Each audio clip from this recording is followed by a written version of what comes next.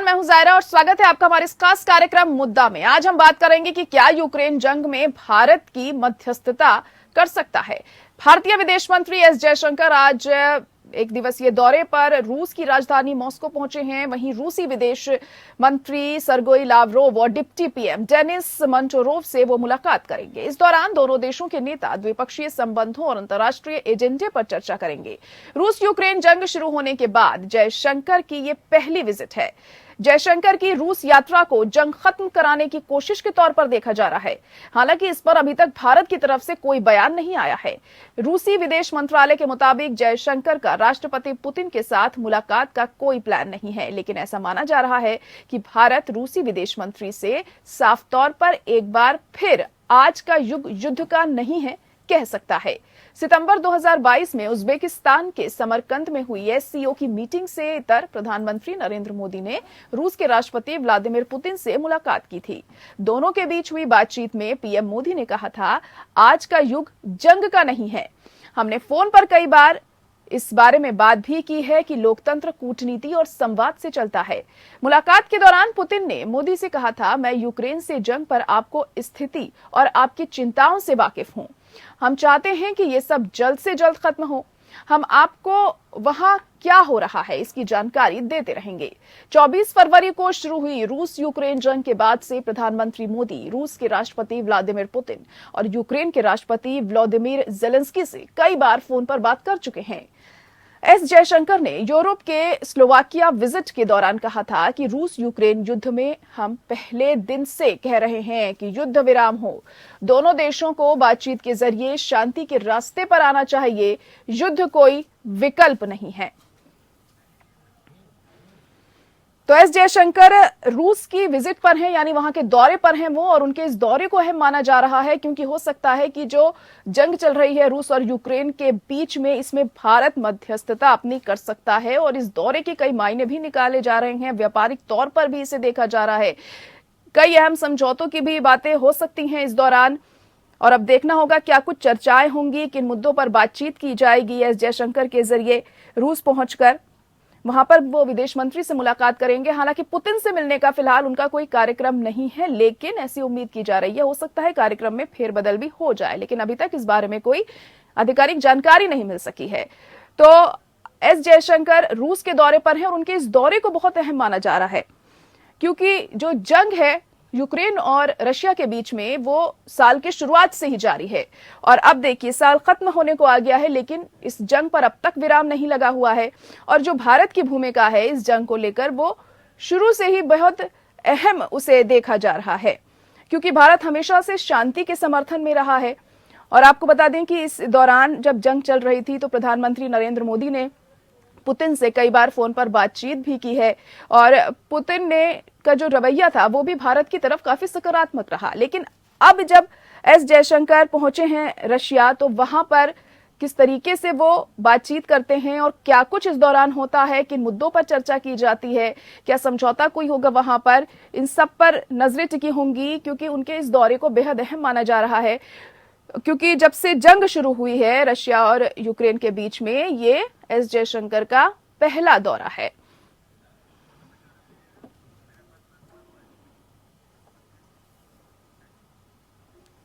और आज हम इसी पर चर्चा करने वाले हैं। खास मेहमान जुड़ गए हमारे साथ। दीपक वोरा जी जुड़ चुके हैं जो कि पूर्व राजनयिक हैं। इसके अलावा सुरेश कुमार गोयल जी भी हमारे साथ जुड़ चुके हैं, वो भी पूर्व राजनयिक ही हैं। आप दोनों का बहुत स्वागत है हमारे इस खास प्रोग्राम में।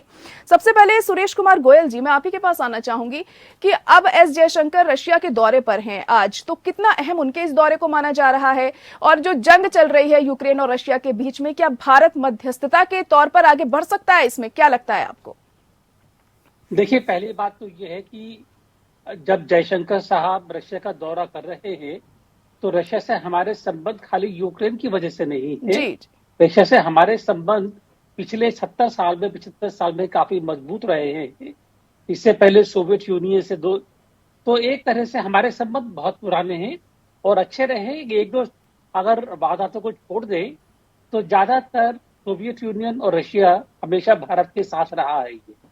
तो अभी भी जो है रशिया से बातचीत होगी, काफी सारे विषय ऐसे होंगे जो कि बायलैटरल है, दोनों के देखिए बीच में है। एनर्जी कोऑपरेशन होगा, डिफेंस कोऑपरेशन होगा, टेक्निकल ट्रांसफर से काफी सारी चीजें होंगी। जरूरी मैं समझता हूं कि आपस में यूक्रेन के बारे में भी चर्चा होगी। जी यूक्रेन के बारे में चर्चा होगी क्योंकि जैसा कि आपने बताया कि वो कह चुके हैं कि युद्ध विकल्प नहीं है। जी जी। तो रशिया को हमारा जो स्टैंड है हम्म। काफी क्लियरली मालूम है। लेकिन उसमें उस संदर्भ में क्या भारत की मध्यस्थता की बातचीत होगी या नहीं होगी, ये कहना बहुत मुश्किल है। क्योंकि मध्यस्थता के लिए खाली फ्रेंडली होने के अलावा भी काफी कुछ चाहिए हम्म। और वो अभी देखना है कि उसके बारे में क्या बातचीत हो सकती है। जी जी, जाहिर तौर पर देखना होगा क्या बातचीत इसमें होती है और इस मुलाकात के दौरान कौन कौन से मुद्दे उठाए जाते हैं। दीपक वोरा जी, आपको क्या लगता है कि भारत की कितनी अहम भूमिका रहेगी? अब एस जयशंकर पहुंचे हुए हैं रशिया, तो क्या लगता है मध्यस्थता के तौर पर बातचीत हो सकती है इस दौरान इस युद्ध को बंद करने के लिए? आभारी हूं आपका कि आपने ये मौका दिया है आपके शानदार चैनल पर शरीक होने का। आपसे बहुत कुछ सीखने को मिलता है मैम, और जी जी, मेरे सहयोगी शुक्रिया बहुत अम्बेसडर बहुत सुरेश आपका। गोयल, जी जी। जिनकी जानकारी मुझसे कहीं ज्यादा है। मैं इस समय मेघालय में हूं। भारत का एक बहुत ही खूबसूरत हिस्सा है और मैं बांग्लादेश के बॉर्डर पे हूं, जिसमें रूस की भी अहम भूमिका रही थी। उस समय सोवियत संघ का जब जन्म हुआ था बांग्लादेश का, तो इस इलाके का नाम है Dawki. Doctor S Jaishankar ma'am, हम लोग वॉशिंगटन में इकट्ठे थे। इतना आपको बता देता हूं, 193 सदस्य देश हैं संयुक्त राष्ट्र संघ के। सबसे सर्वश्रेष्ठ विदेश मंत्री का नाम डॉक्टर एस जयशंकर है। मुझसे 100 गुना ज्यादा होशियार है। आपका सवाल, वो मॉस्को में क्या कर रहे हैं? जी 3 चीजें अहम हैं। सबसे पहले द्विपक्षीय हमारे जो संबंध हैं रूस के साथ, जो पहले सोवियत संघ के साथ होते थे। इस समय हमारा एक मेजर एनर्जी सप्लायर है, उसके ऊपर बातचीत होगी। रूपी रूबल ट्रेड की बात हो रही है, वो भी डिस्कस होगा। और तीसरी चीज जो वो जरूर बात करेंगे, वो डिफेंस के बारे में बात करेंगे और कौन कौन से एरियाज हैं जिनमें हम अपनी जो कोऑपरेशन है उसको बढ़ा सकें। एक चीज मैं आपको बता देना चाहता हूं मैम, और जो करोड़ों लोग आपका कार्यक्रम देख रहे हैं, अब सिर्फ रिलेशनशिप ये नहीं है कि हम उनसे कुछ लेते हैं। कुछ साल पहले, मेरा ख्याल 3 साल पहले, प्रधानमंत्री नरेंद्र मोदी को आमंत्रित किया था व्लादिवोस्टॉक, जो रूस के ईस्टर्न पार्ट में है, वहां पे हो रहा था ईस्टर्न इकोनॉमिक फोरम। तो पीएम साहब हमारे चीफ गेस्ट थे और वहां पर उन्होंने $1 बिलियन, मैं फिर से बता रहा हूं, 7,000 करोड़ रुपए का सॉफ्ट लोन रूस को दिया था। क्यों कह रहे थे कि आप लोगों के पास प्रतिबंध लगे हुए हैं क्राइमिया के बाद, एटसेट्रा एटसेट्रा। हम नहीं भूले, आपने हमारी मदद की थी, हम आपकी मदद कर रहे हैं। दूसरा, जो सारी दुनिया का, जैसा आपने जिक्र किया, उनकी आंखें लगी हुई हैं यूक्रेन युद्ध पर, क्योंकि हमें माना जाता है स्विंग स्टेट। यानी अगर हम इस तरफ चले जाते, इनका पलड़ा भारी हो जाता, उस तरफ चले जाते तो उनका। दुनिया हमें स्विंग स्टेट मानती है, लेकिन हमारा दृष्टिकोण कुछ अलग है। मैं हाल ही में यूनाइटेड स्टेट्स में था, वहां पे एक मीटिंग थी एक यूनिवर्सिटी में। तो उन्होंने मुझसे पूछा कि महामहिम राजदूत, आप लोगों ने व्लादिमीर पुतिन को क्रिटिसाइज क्यों नहीं किया? देखिए कितनी गंदी चीजें कर रहा है, भारत की तो सभ्यता है, आपकी परंपरा है। तो मैंने उनसे यही कहा था कि आप 10,000 गालियां मुझे लिख के दे दीजिएगा, जिस भाषा में चाहें। मैं रूसी बोलता हूं, अनुवाद करके मैं पुतिन साहब को भेज दूंगा। क्या उसके बाद जंग खत्म हो जाएगा? बोले नहीं। तो मैंने कहा फिर गाली देने की क्या जरूरत है? आज हम उस दौर में हैं, रूस हमारी बात मानता है। सरगई लावरोव जब अप्रैल में आए थे, रूस के विदेश मंत्री भारत में, उन्होंने हमसे कहा था अगर आप मीडिएशन करना चाहते हैं, जिसे आप मध्यस्थता कहते हैं, तो हम लोग तैयार हैं। लेकिन उस वक्त हालत कुछ और थी, हमें पता नहीं था कितनी देर ये जंग चलेगा। जी। दूसरा, अमेरिका भी हमारी बात सुनता है। वो जो वहां पर बुड्ढन नहीं, क्या नाम है, वो बुढ़े तो है, बाइडेन साहब, वो कभी कुछ कहते हैं, कभी कुछ कहते हैं। जी। जब भी जेलेंस्की साहब, जो सर्कस में काम करते थे, वो तैयार हो जाते हैं रूस से बात करने के लिए, तो बाइडेन साहब तो कहते हैं कि मत करो, मैं तुम्हें इतने हथियार दूंगा, ये दूंगा, वो दूंगा। जिनके पैसे आपकी पुश्तें चुकाती रहेंगी, वो अलग बात। तो आज स्थिति ये है मैम, जी 3 अफ्रीकी देशों में मैं प्रधानमंत्रियों का विशेष सलाहकार हूं। तीनों ने मुझसे पूछा है कि ये यूक्रेन है कहां पर। हमें क्यों तकलीफ हो रही है अगर वो दो देश आपस में लड़ रहे हैं, रूस और यूक्रेन? हमारी कीमतें खाद्य पदार्थों की क्यों बढ़ रही हैं, फर्टिलाइजर्स की क्यों बढ़ रही हैं, तेल की क्यों बढ़, इसका क्या जवाब दूं? और सभी कहते हैं कि सारी दुनिया इस समय भारत की भूमिका अहम समझती है, तो कृपया आप लोग किसी तरह से इस युद्ध का जी समाप्ति इसकी करिए। और अभी पिछले महीने मैम अस्थाना में व्लादिमीर पुतिन साहब ने प्रेस कॉन्फ्रेंस में कहा था, आप तो जानती हैं कि उन्होंने ये कहा कि भारत चाहता है डिप्लोमेसी, लेकिन यूक्रेन डिप्लोमेसी नहीं चाहता। तो ये दूसरा हिस्सा। और तीसरी चीज जो वहां होने वाली है मैम, ये अब एस्टैब्लिश हो जाएगा कि भारत अब नॉन अलाइनमेंट से बहुत आगे जा चुका है। अब हम सेल्फ अलाइंड है, हम यूनिपोलर वर्ल्ड में बिलीव नहीं करते, हम नॉन पोलर वर्ल्ड में बिलीव करते हैं। जब ये कहना कि माई वे और द हाईवे जो ये अमेरिकी कहते रहते हैं, अगर मेरे साथ नहीं है तो मेरे बरखलाफ हो, कोई अमृतसर के छोले खा के आओ, हम अपने साथ हैं, हम वही करेंगे जो हमारे और दुनिया के हक में होता है। ये तीन चीजें हैं जो आप रिजल्ट्स देखेंगी डॉक्टर एस जयशंकर की विजिट से। जी बिल्कुल, और पूरी दुनिया की नजरें भारत पर टिकी हुई हैं कि आखिर इस जंग को लेकर क्या भारत कोई अहम भूमिका निभा सकता है। लेकिन सुरेश गोयल जी, आपको क्या लगता है? अब देखिए, एस जयशंकर मुलाकात तो करेंगे, वहां पर विदेश मंत्री से, डिप्टी पीएम से भी उनकी मुलाकात करने का कार्यक्रम है, लेकिन पुतिन से मुलाकात करने के कार्यक्रम पर अभी तक फिलहाल कोई पुष्टि नहीं हुई है यहाँ पर। तो आपको क्या लगता है कि अगर वो उनसे मुलाकात नहीं करेंगे तो क्या रशिया भारत की बात मानने के लिए आगे आएगा? क्योंकि इससे पहले भी जब प्रधानमंत्री नरेंद्र मोदी ने उनसे फोन पर बात की है, कई बार बात की है, तो वो कह तो देते हैं हाँ मैं वाकिफ हूं आपकी चिंताओं से और मैं समझ रहा हूं, मैं आपको अपडेट देता रहूंगा, लेकिन उन्होंने उनकी बात नहीं मानी। तो इस बार क्या लगता है, क्या कुछ फर्क पड़ेगा? देखिए, यहाँ पर जो बात रशिया की ज्यादा नहीं है जी, हालांकि रशिया का पहलू जरूर है। जहां तक पुतिन से मुलाकात की बात है, ये मुलाकात तो आधे घंटे के नोटिस पर, 10 मिनट के नोटिस पर हो जाएगी वो। और जहां तक मुझको लगता है कि मुलाकात होगी जरूर, क्योंकि जितना स्ट्रांग मैसेज प्रधानमंत्री मोदी ने दिया है वहां पर कजाकिस्तान में भी और शंघाई कोऑपरेशन ऑर्गेनाइजेशन वगैरह इस तरह की मीटिंग में, तो जो स्ट्रांग मैसेज गया है, तो उसके बाद पुतिन को भारत का जो स्टैंड है उसके साथ में उनको बातचीत करने का बहुत बहुत जरूरी हो जाता है ये। लेकिन बात यहाँ पर यह है कि जो लड़ाई हो रही है रशिया और यूक्रेन के बीच में जाहिर तौर पर, लेकिन जो पक्ष है इसमें वो यूक्रेन नहीं है खाली, पक्ष यहाँ पर यूएसए है। ये यहाँ पर जो लड़ाई हो रही है ये यूएसए, नाटो और रशिया के बीच में हो रही है जी। और जो लड़ाई हो रही है उसका मेन कारण ये है कि 1991 में सोवियत यूनियन के अलग थलग हो जाने के बाद भी, कोल्ड वॉर खत्म होने के बाद भी, जो यूरोप का सिक्योरिटी आर्किटेक्चर है उसके बारे में कोई हल नहीं निकाला गया था जी। और ये सिक्योरिटी आर्किटेक्चर इतना प्रॉब्लमेटिक है ये कि हमेशा कहीं ना कहीं झगड़ा होता रहता है। क्रीमिया की बात हुई, बैल्कनाइजेशन हुआ और काफी चीजें आती, जॉर्जिया था, ये चीजें चलती रहेंगी ये जब तक कि इस चीज का हल नहीं निकलेगा। जी। और इस चीज का हल निकालने के लिए यूएसए का बीच में आना बातचीत में बहुत जरूरी है जी। तो कोई भी बातचीत जब तक उसमें यूएसए, रशिया और बाकी जो यूरोप की कंट्रीज है वो नहीं होंगी और जो मुद्दे की बात है उसका हल नहीं निकालेगी कि यूरोप का सिक्योरिटी आर्किटेक्चर कैसा होना चाहिए, तो इसका कोई हल नहीं है जी। और इस चीज को लेकर के मैं समझता हूं कि अगर भारत बीच में आना भी चाहेगा हल निकालने के लिए, जी। जब तक कॉम्प्रिहेंसिव बातचीत नहीं होगी कोई हल नहीं होना है। ये जो सोल्यूशन इसका आएगा ये बायलैटरल बनेगा यूक्रेन और रूस के बीच और हम मदद करेंगे उनके। अभी आप सिर्फ मेरा थोड़ा सा जी, हम देख पा रहे हैं अब आपको। जी। अब बहुत थोड़ा सा, लेकिन इससे कहीं ज्यादा हसीन हूं मैं। जी। क्योंकि जो भी आते हैं बिल्कुल उसमें कोई दो राय नहीं है। जी बिल्कुल, जाहिर तौर पर। I am sorry ma'am.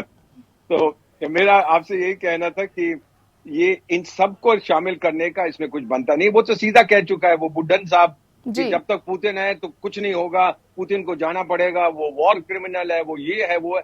ये दोस्ती की भाषा है। उधर से उसके जो चमचे हैं यूरोप में, एक वो अजीब से बालों वाला होता था बोरिस जॉनसन, ऐसा ही कुछ उसका नाम था, वो भी तरह तरह की गालियां देते थे, पूछते हम ये कर देंगे वो कर देंगे। फिर वो लिजी ट्रसी आई, बोली हम क्रीमिया से भी बाहर निकाल देंगे रूस को। अरे कौन सी फौज है आपके पास, जाके आप गुड़गांव के चने खाओ, क्या बाहर निकाल देंगे वहां से। ये सब कहने की बातें होती हैं, लेकिन इन सब का कहने का तात्पर्य यही है कि हम समझौता नहीं चाहते। हम चाहते हैं कि रूस को कमजोर किया जाए और पुतिन को बाहर निकाल दिया जाए, और इन दोनों में से शायद रूस को कुछ हद तक कमजोर कर पाएंगे, लेकिन पुतिन को बाहर नहीं निकाल पाएंगे। मैम, जो रिपोर्ट्स मैंने देखी हैं और जो इस समय मेरे मित्र हैं रूसी फेडरेशन में, सब यही कहते हैं कि ये कहीं नहीं जा रहे, हम पूरी तरह से इनका समर्थन करें। एक फाइनली चीज बता देता हूं, तकलीफ किसको हो रही है इस जंग से। आप तो जानते हैं कि अब ईट या हीट का मुद्दा शुरू हो गया ब्रिटेन में। महंगाई कितनी बढ़ गई है। मॉस्को की सुपरमार्केट्स में खाद्य पदार्थें मिल रही हैं, वही कीमत है। पेट्रोल मिल रहा है, वही कीमत है। बिजली मिल रही है, वही कीमत है। तो रूसी लोगों को क्या तकलीफ है। ये तो पश्चिमी मीडिया कहता रहता है, और आपकी तारीफ करता हूं कि आप सच्चाई में विश्वास करते हैं, सनसनी में नहीं। सो पुतिन बड़ा सॉलिड है, भारत बड़ा सॉलिड है अपनी पोजीशन में, और पुतिन साहब भारत की बात मानेंगे अगर उन्होंने कहा कि आप पहले भी पीएम साहब स्पष्ट रूप से कह चुके हैं कि अब ये लड़ाई का जमाना नहीं है, अब ये शांति का जमाना है, डिप्लोमेसी का। लेकिन दीपक बोरा जी, प्रधानमंत्री तो लगातार शांति की बात ही करते आए हैं, और इससे पहले भी उन्होंने ये बात कही, और फोन पर भी कई बार उन्होंने पुतिन से ये बात कही है। लेकिन वो पुतिन कहते भी हैं कि हाँ, हम आपकी बात समझ रहे हैं, चिंताओं को समझ रहे हैं, मगर उनकी बात मान क्यों नहीं रहे। अब तक साल की शुरुआत में शुरू हुई थी लड़ाई है, और अब तक खत्म नहीं हुई है, खत्म होने वाला है साल भी। क्या ये आप सवाल मेरे से कर रही है? नहीं, मैं दीपक जी से कर रही थी ये सवाल। जी जी जी, जी। दीपक बोरा जी, आप सुन पा रहे हैं? उन्होंने जी, मैं आपको सुन पा रहा हूँ। जी। व्लादिमीर पुतिन साहब को जो 4 इलाके चाहिए थे यूक्रेन के, वो ले चुके हैं। अब जो जंग चल रही है, क्योंकि यूक्रेन उन इलाकों को वापस लेना चाहता है, ये समझने की बात है मैम। और अगर ये वो लोग जेलो साहब जो सर्कस में काम करते थे, अगर ये चुप हो जाते हैं तो जंग अपने आप खत्म हो जाएगा। अब तो जब उनको वो इंजेक्शन देता है वो बुढ़न जो बैठा हुआ वॉशिंगटन में, तो फिर जेलो साहब का हम तो मॉस्को तक जाएंगे जी, हम ये कर देंगे वो कर देंगे। दिल को बहलाने के लिए ख्याल अच्छा है गालिब। आप बंद कर दीजिए, आप कह दीजिए जैसा पहले भी कह चुके हैं कि नेटो गया अमृतसर, मैं ज्वाइन नहीं करूंगा, और फिर देखिए पुतिन की जो फोर्सेज हैं वो आप पे हमला नहीं करेंगी। अब उन्होंने आपका एनर्जी इंफ्रास्ट्रक्चर बर्बाद किया, पहले क्यों नहीं किया था? पहले भी कर सकते थे। उस पे आपको मैसेज देने की कोशिश कर रहे थे कि हमें जो हमारे ऑब्जेक्टिव्स थे वो हमने ले लिए, अब युद्ध को थोड़ा सा ठंडा किया जाए। लेकिन ये और गर्म हो रहे हैं क्योंकि इनको भड़काया जा रहा है, ये हकीकत।